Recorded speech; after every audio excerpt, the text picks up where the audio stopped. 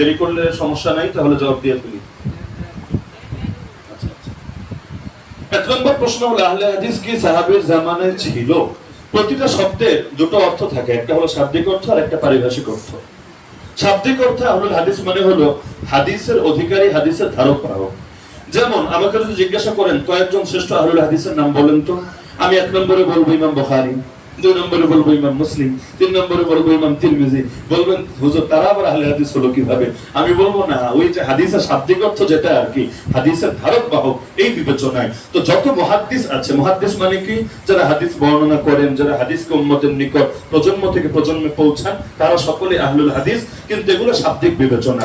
একইভাবে আহলুল হাদিসের আরেকটা অর্থ হলো হাদিসের অনুসারী, হাদিসের অনুসারী, যারা হাদিস ফলো করে, হাদিসকে মানে।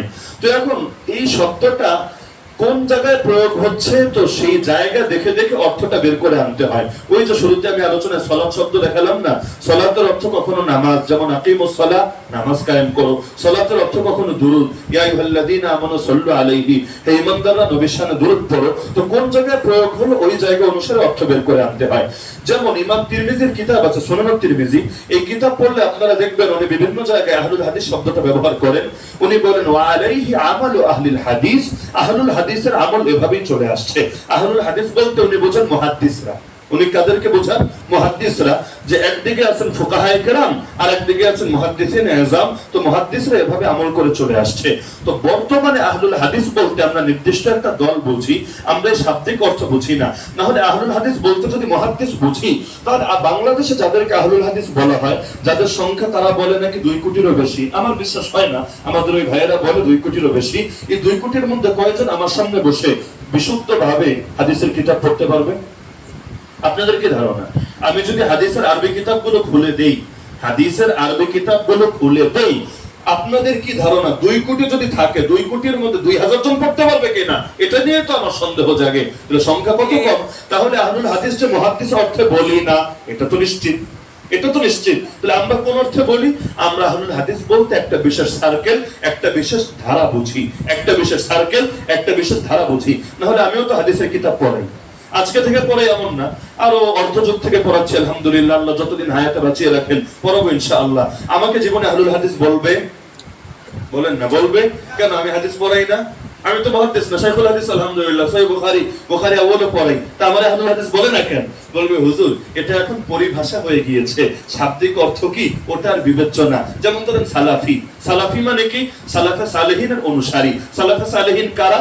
সালাফে সালেহিন মানে নেককার পূর্বসূরি। তো নেককার পূর্বসূরি কারা? 1 নম্বরে সাহাবী, 2 নম্বরে তাবেঈ, 3 নম্বরে তাবে তাবেঈ।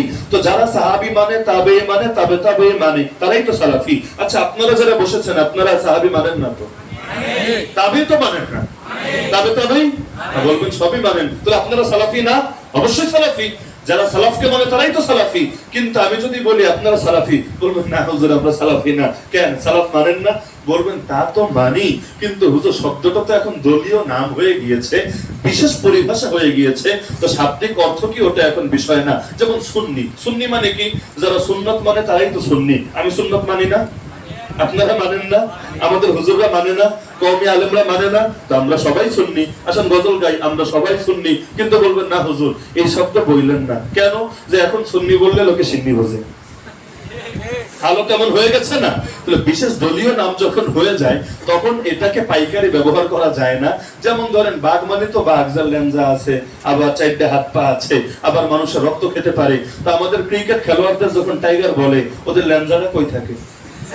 প্যান্টের মধ্যে থাকে তো নাকি? প্যান্ট খুললে পাওয়া যাবে? বলবে না হুজুর এখানে টাইগার ওই লেঞ্জাওয়ালা বাঘ অর্থে না, বনের রাজা অর্থে না, না হলে তো এদেরকে ধরে মিরপুর স্টেডিয়াম থেকে সুন্দরবনে ছেড়ে দিয়ে আসতে হবে, ওই অর্থে না, ভিন্ন অর্থে বলে। তাহলে হাদিস এখন পুরো আলোচনা থেকে আপনারা ক্লিয়ার। আমি সবগুলো পয়েন্ট ধরিয়ে দিচ্ছি, কারণ আমি চেষ্টা করি যে কোনো ক্ষেত্রে বিবেচনা বোধের পার্থক্য থাকলে সবগুলো ক্লিয়ার করে দেওয়া। এখানে দলান্ধতা বা কোনো একটা পক্ষকেই হুদাই উঠাতে হবে, আর এক পক্ষরে ডুবাতে হবে, এমন কোনো কথা না। তাহলে হাদিস বললে বা আহলে হাদিস বললে আমাদের দেশে যেহেতু সুনির্দিষ্ট একটা সার্কেল বোঝায়, একটা দল বোঝায়, তা আমাকে যদি জিজ্ঞাসা করেন যে এই নামের কোন দল বা এই রকম কোন দল সাহাবীদের যুগে, নবীর যুগে ছিল কিনা, আমি বলবো না, ছিল না। আমি বলবো ছিল না। যেমন আমাকে যদি প্রশ্ন করেন আপনি যে কাদিয়ানি নবীর জামানায় ছিল কিনা, আমি বলবো না কাদিয়ানি নবীর জামানায় ছিল না, কারণ গোলাম আহমদ কাদিয়ানিরও জন্ম হয় নাই আর অনুসারীদেরও জন্ম হয় নাই। হ্যাঁ বলবেন হ্যাঁ এই গুণের লোক কি ছিল না যারা আমার নবী ছাড়া অন্য কাউরে নবী মানত? ছিল কিনা? আমি বলবো হাতা ছিল, কিন্তু ওদের নাম কাদিয়ানি না। যেমন যারা মুসাইলিমা কাজ্জাবরে নবী মানত ওরা তো ছিল, যারা আসওয়াদ আনসিরে নবী মানত ওরা তো ছিল, কিন্তু তাই বলে ওদের নাম তো কাদিয়ানি না। তো নবীর যুগে যারা ছিল ধরেন সাহাবীরা, তারা কি কোরআন মানতো না? মানতো না। কেউ যদি বলে তারা আহলে কোরআন ছিল, নাউযুবিল্লাহ, আমি বলবো তুই বেঈমান হয়ে গিয়েছিস। কারণ আহলে কোরআন বললে আমরা বিশেষ একটা দলকে বুঝি। কোন দল? যারা বলে আমরা কোরআন তো মানি, কিন্তু হাদিসকে আমরা ইসলামী শরীয়তের একটা সোর্স, একটা দলিল হিসাবে, একটা উৎস হিসাবে মানি না। নাউযুবিল্লাহ মিন যালিক। আমরা বলবো তোমরা নিজেদেরকে মুসলমান পরিচয় দেওয়ার অধিকারী রাখো না। এখন কেউ যদি বলে নবীর সাহাবীরা কি কোরআন মানতো না, আমি বলবো হ্যাঁ অবশ্যই মানতো। তাদেরকে কি আহলে কোরআন বলা যাবে না? আমি বলবো না। বর্তমানে আহলে কোরআনটা যেই অর্থে চলছে এই অর্থে বলা যাবে না, কেউ বললে কাফের হয়ে যাবে। বিবেচনাবোধের পার্থক্য ক্লিয়ার? আমি একটা হাদিস শুনাই আর একটু ক্লিয়ার হবে। সহিহ হাদিস, আল্লাহ রাসূল বলেন ইন্না লিল্লাহি আহলিনা মিনান নাস, মানুষের মধ্যে আল্লাহর ফ্যামিলি আছে, আল্লাহর আহলে বাইত আছে। আল্লাহর নবীকে প্রশ্ন করলো সাহাবীরা অবাক হয়ে, ইয়া রাসূলুল্লাহ তারা আবার কারা? আল্লাহ রাসূল বলেন আহলুল কুরআন। শব্দ দেখেন, আহলুল কুরআন হুম আহলুল্লাহি ওয়া খাসাতুহু, কোরআনের অধিকারীরা মানে হাফেজরা, কোরআনের ধারক এবং বাহকরা, তারা আল্লাহর ফ্যামিলি এবং আল্লাহর খাস লোক। সহিহ হাদিস। তার মানে এখানে আহলে কোরআন বলতে বোঝানো হয়েছে কাদেরকে? হাফেজ সাহেবকে, যারা সিনার মধ্যে কোরআনকে ধারণ করে রেখেছে। আজকের যুগে যখন আমরা আহলে কোরআনের সমালোচনা করি বয়ানে, তখন কি হাফেজের সমালোচনা করি? না। কোন শব্দ যখন, মাথায় রাখবেন, কোন শব্দ যখন পরিভাষা হয়ে যায়, তখন সেটা বললে সাধারণভাবে পরিভাষাই বুঝায়। যেমন জঙ্গিবাদ, জঙ্গিবাদ একটা পরিভাষা হয়ে গেছে না? তাহলে শাব্দিক অর্থ কি?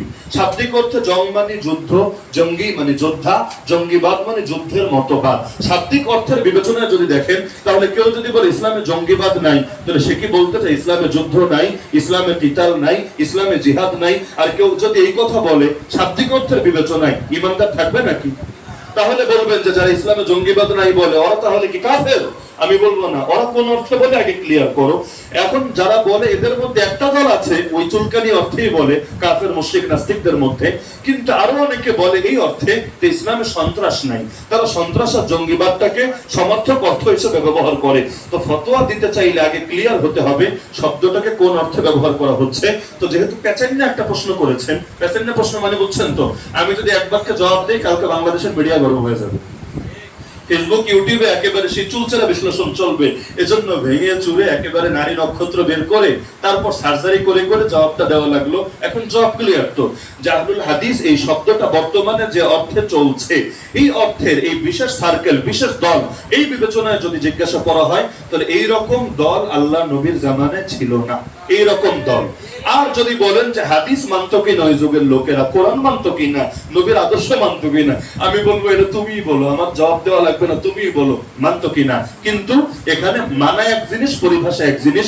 যেমন আমি হাদিস পড়াই, আমার আহলুল হাদিস বলবেন না। ইমাম বুখারী হাদিস পড়ায়, তারে আবার আহলুল হাদিস বলবেন। আবার আপনাদের মধ্যে যারা হাদিস পড়তেই পারে না, ওদের আহলুল হাদিস বলছেন। তার মানে শব্দগুলো জগা খিচুড়ি হয়ে গেছে। সুতরাং ভেঙে চুরে ব্যাখ্যা করেই এখানে জবাব দেওয়া লাগবে। আর দ্বিতীয় প্রশ্ন যে করেছেন যে তারা চার মাযহাব মানে না, তাহলে কি মানে? তারা নিজেরাই একটা মাযহাব। আহলে হাদিসটাই কি একটা? বলবেন হুজুর তারা না লামাযহাবী। এই লামাযহাবটাও একটা মাযহাব। ওই যে আগে বললাম যে অবিশ্বাসীও একটা বিশ্বাসে বিশ্বাসী, অবিশ্বাসী যারা ওরাও একটা বিশ্বাসে বিশ্বাসী, ওরা বিশ্বাসের বাইরে না। পৃথিবীতে বিশ্বাস ছাড়া কোনো লোক নাই। তো যে অবিশ্বাসী ও বিশ্বাসী, যে অবিশ্বাসী ও অবিশ্বাসী, একইভাবে যে লামাযহাবী ও মাযহাবী। বলবেন কিভাবে? কারণ ওদেরও একটা ধারা আছে, ওদেরও একটা ধারা আছে, এবং সেই ধারাটাকে ওরা ঠিকঠাক ভাবে মেনে চলে। যদি কেউ ধারাকে ভঙ্গ করে একটা আরেকটারে গালি দেয়, তুই লামাযহাবীদের কলঙ্ক, তোরে ভাই তোর তো মূলনীতি আছে, না হলে কলঙ্ক বলছিস কিভাবে? আজকে আপনাদের এখানে আসার পথে আমার তো একটা অভ্যাস জানেনই, আমি প্রচুর পরিমাণ বয়ান শুনি। কিসের জন্য? যে নিজেরও ফায়দা হয়, পাশাপাশি কে কি বলছে না বলছে এটা জানাও থাকা দরকার। কারণ জনগণের মধ্যে যেহেতু আমরা চলি, তাহলে কে কোন সার্কেলের ভক্ত আছে, মুরিদ আছে, কার ভেতরে কি কি প্রশ্ন কি কি সংশয় থাকতে পারে, এবং তারা যখন আমাদের সাথে কথাবার্তা বলবে কোন মাইন্ডসেট থেকে কথাবার্তা বলতে পারে, এই জিনিসগুলো তো স্মরণে রাখা লাগে।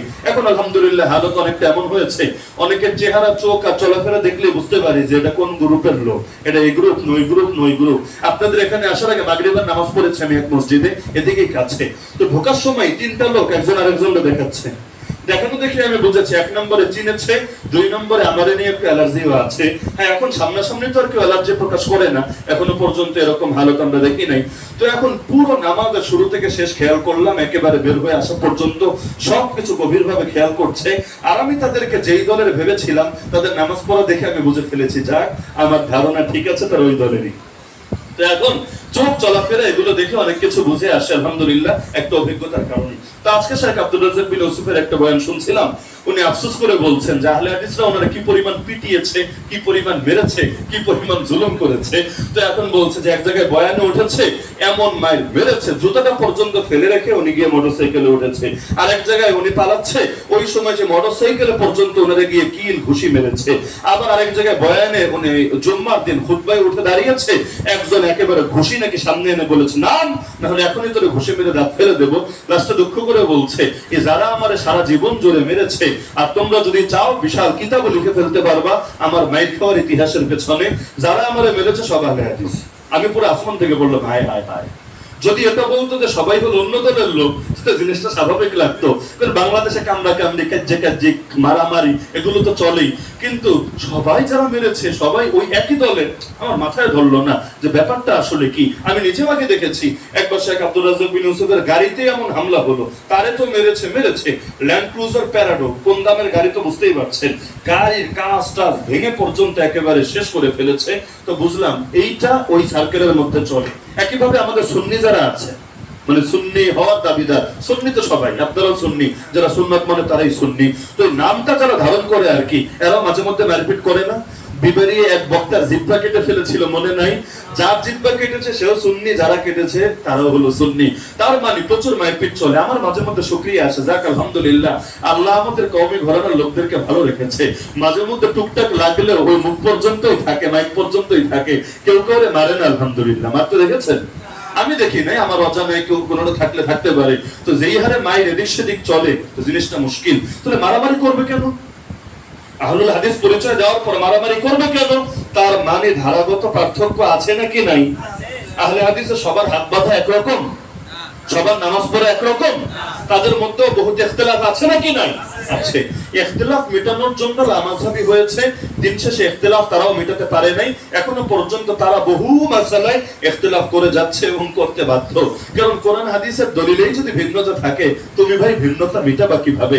রব্বুল আলামিনের সিস্টেমই এটা। রব্বুল আলামিন সব হাদিসকে জিন্দা রাখবেন, কোনটা আমাকে দিয়ে, কোনটা ওকে দিয়ে, কোনটা ওকে দিয়ে। মাযহাবের সৌন্দর্য এখানে যে সব হাদিসই আমলে থাকে, কোন হাদিস বাইরে যায় না। এখন যারা মাযহাব পেটিয়েছে তারাও পারলো না ইখতিলাফ বাদ দিতে, তাদেরকে ইখতিলাফ করতে হচ্ছে। তো আমাকে যে বললেন যে আহলে হাদিসরা চার মাযহাব মানে না, তাহলে তারা করেটা কি? তারা পঞ্চম মাযহাব মানে, ওই মাযহাবের নামই আহলুল হাদিস। তো বলবেন এই মাযহাবের ইমাম কে? এই মাযহাবের ইমাম অনেকে, যেমন হানাফি মাযহাবের প্রখ্যাত ইমাম ইমাম আবু হানিফা। শুধু আবু হানিফা একাই না, ওনার বোর্ডের মধ্যেও তো ছিল আরো 40 জন, ইমাম আবু ইউসুফ, ইমাম মুহাম্মদ, ইমাম হাসান বিন জিয়াদ, ইমাম আব্দুল্লাহ বিন মুবারক, ইমাম জুফার, আরো অনেকে। একইভাবে মালিকি মাযহাবের মূল ইমাম কে? ইমাম মালিক। শাফিঈ মাযহাবের মূল ইমাম কে? ইমাম শাফিঈ। হাম্বলি মাযহাবের মূল ইমাম কে? ইমাম আহমদ বিন হাম্বল। আহলে হাদিস মাযহাবের মূল ইমাম কে? মূল ইমাম। তারা এক এক সময় এক একজনকে মানে। বঙ্গীয় ভাষণে আসলে দেখবেন একদল মানে শেখ আব্দুর রাজ্জাক বিন ইউসুফকে ইমাম, একদল মানে শেখ মতিউর রহমান মাদানী সাহেবকে ইমাম, একদল মানে ডক্টর আবু বকর জাকারিয়া সাহেবকে ইমাম। তারা তাদের শায়েখের কথার বাইরে যায় না। শায়েখ দলিল দিয়ে বলুক, দলিল ছাড়া মানুক, তাদের ধারণা শায়েখ ভুল করতে পারে না। তাদের শায়েখরাও যে প্রত্যেকটা কথায় দলিল দেয় এমন না। তারা মাহফিলে মাহফিলে প্রশ্নোত্তর করে না? আরে করে কি না? আপনারা নিজেরাই চেক দিয়েন, আমার কথা ফালায় দেন, নিজেরাই চেক দিয়েন আগামী 1 মাস যে কয়টা প্রশ্নের জবাব দলিল দিয়ে দেয়, কয়টা দলিল ছাড়া দেয়। আপনারাই চেক দিয়েন। বেশিরভাগ জবাব দিবে দলিল ছাড়া, আয়াত নাই, হাদিসও নাই। এক একটা দেখবে বলে যাবে, এক একটা দেখবে বলে যাবে, এক একটা দেখবে বলে যাবে।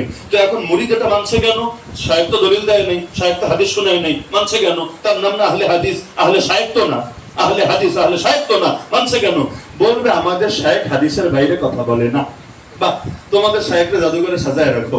ইমাম আবু হানিফা হাদিসের বাইরে গিয়ে কথা বলে, ইমাম শাফি হাদিসের বাইরে গিয়ে কথা বলে, আর তোমাদের শায়েখ শাইখুল কুল্লি ফিল কুল একেবারে আবু হানিফারও পেছনে ফেলে দিয়েছে, উনি হাদিসের বাইরে গিয়ে কথা বলে না। তো ওনারা তো সাজায় জাদুঘরে রেখে দেওয়াই দরকার। তো কখনো ইমাম মানে এদেরকে, কখনো আরেকটু গোড়ায় চলে যায় শেখ আলবানীকে, কখনো আরেকটু গোড়ায় চলে যায় একেবারে সেই পরিচয় দেয় ইমাম ইবনে তাইমিয়া কি ইমাম ইবনুল কাইয়িমকে।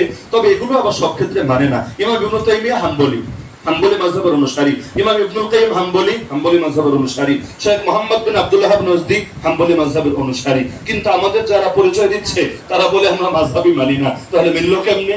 এবং যেই ফতোয়াটা তাদের পক্ষে যায় না, এই ফতোয়া মানে না। ইমাম ইবনে তাইমিয়া 20 রাকাত নামাজের পক্ষের লোক, কিন্তু তারা নামাজ পড়বে 8 রাকাত, কিন্তু বলবে ইমাম ইবনে তাইমিয়াকে মানি। কিভাবে? শেখ আলবানী এক হাদিসের ব্যাপারে বলেছেন হাদিসটা মুনকার হাদিস, অগ্রহণযোগ্য হাদিস। আমাদের এরা আবার দলিল দেয় কি হাদিস? আল্লাহ যখন কুরসিতে বসলেন, নাউযুবিল্লাহি মিন যালিক, আল্লাহ যখন কুরসিতে বসলেন, কুরসি কড়মড় করে আওয়াজ করে উঠলো। যেভাবে ভারী কোনো জিনিস যদি বসে কুরসিতে, সেটা কড়মড় করে আওয়াজ করে ওঠে। আর তার উপরে 4 আঙ্গুল পরিমাণ আল্লাহ জায়গা খালি রাখলেন, যেখানে নবী মুহাম্মদ সাল্লাল্লাহু আলাইহি ওয়াসাল্লামকে বসাবেন। নাউযুবিল্লাহি মিন যালিক। জঘন্য আকীদা কারে বলে? ওই কিতাব ও সুন্নাহ একটা আছে, আব্দুল্লাহ বিন আহমদ বিন হাম্বলের লেখা, মানে ইমাম আহমদ বিন হাম্বলের পুত্রের নামে চলে আর কি। বাস্তবতা আল্লাহ ভালো জানে, অনেকে বলে না এটা তার লেখা কিতাবই না। ওই কিতাবের মধ্যে এটা আছে। শাইখ আলবানীও এটাকে অগ্রহণযোগ্য হাদিস বলেছে। কিন্তু আমাদের বাংলাদেশে অনেকে আকীদা প্রচার করে আল্লাহ নাকি বসে আছে, আল্লাহ সমাসীন আছে, নাউযুবিল্লাহি মিন যালিক। তো তারা যে আসলে কারে মানে আমিও বুঝি না। আমার কাছে মনে হয় যে এক এক সময় এক একজনকে মানে, এবং এক এক ধারার লোক এক একজনকে মানে। কেউ মানে অমুকরে শায়েখ, কেউ মানে তমুকরে শায়েখ, কেউ মানে অমুকরে ইমাম, কেউ মানে তমুকরে ইমাম। তো আসলে গোড়ায় গিয়া কারে মানে আমি জানি না। যেমন নাস্তিকদের ইমামকে যদি আমরা জিজ্ঞাসা করেন, আমার কাছে জবাব নেই, কারণ দেখে 12 ভাতারি, এক এক সময় এদিকে এক এক সময় এদিকে। তো আমাদের ভাইয়েরাও আসলে কারে চূড়ান্ত মানে আমি বুঝি না। কারণ যারাই আপনারা ধরবেন দেখবেন তারে বলবেন না আমরা এই লোকের ক্ষেত্রে মানি না, আমরা এখানে কোরআন হাদিস মানি। ভালো কথা, তাহলে দিন শেষে আপনি তারে আটকাবেন কিভাবে? যেমন ইমাম ইবনে তাইমিয়ার নাম শুনেছেন আপনারা?